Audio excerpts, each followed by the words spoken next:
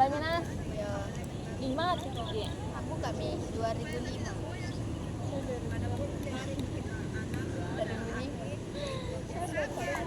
Sangat mudah diingat.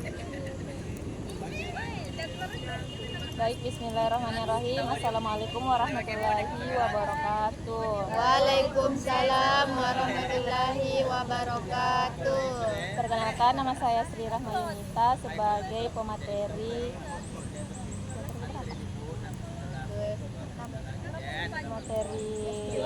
kedua.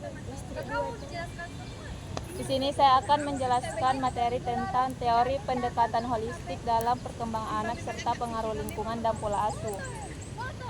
Ada pula terbelakangnya, yaitu perkembangan anak meliputi aspek fisik, emosional, dan kognitif yang saling berkaitan, namun sering dipahami secara terpisah sehingga perlu pendekatan yang menyeluruh.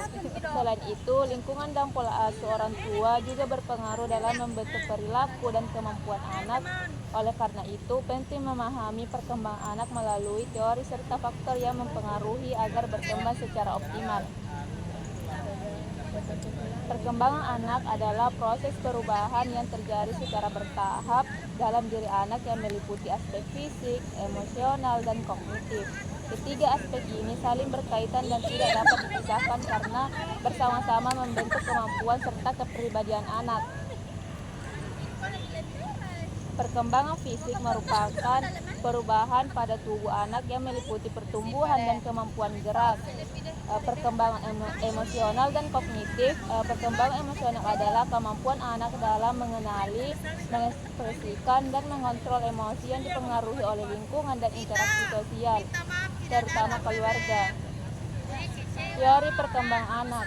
Teori perkembangan anak menjelaskan bagaimana proses tumbuh kembang anak berlangsung melalui berbagai tahap dan dipengaruhi oleh beberapa faktor.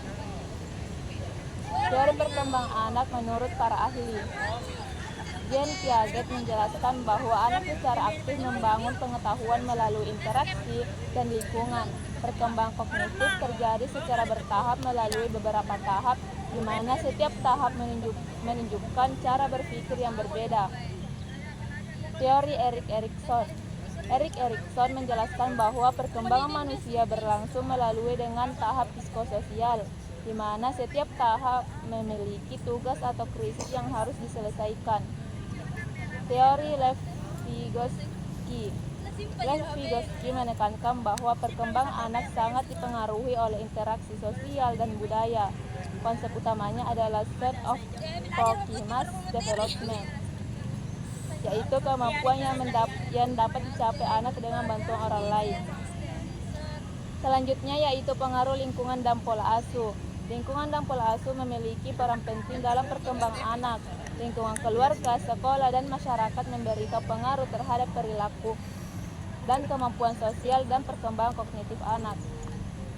Jadi adapun kesimpulannya yaitu perkembangan anak merupakan proses yang melibatkan aspek fisik, emosional, dan kognitif yang saling berkaitan. Teori dari Piaget, Erikson, dan Vygotsky menekankan bahwa perkembangan anak dipengaruhi oleh tahapan perkembangan, interaksi sosial, dan pengalaman belajar. Mungkin itu saja yang sempat saya sampaikan. Wabillahi taufiq wal hidayah. Wassalamualaikum warahmatullahi wabarakatuh. Waalaikumsalam warahmatullahi wabarakatuh.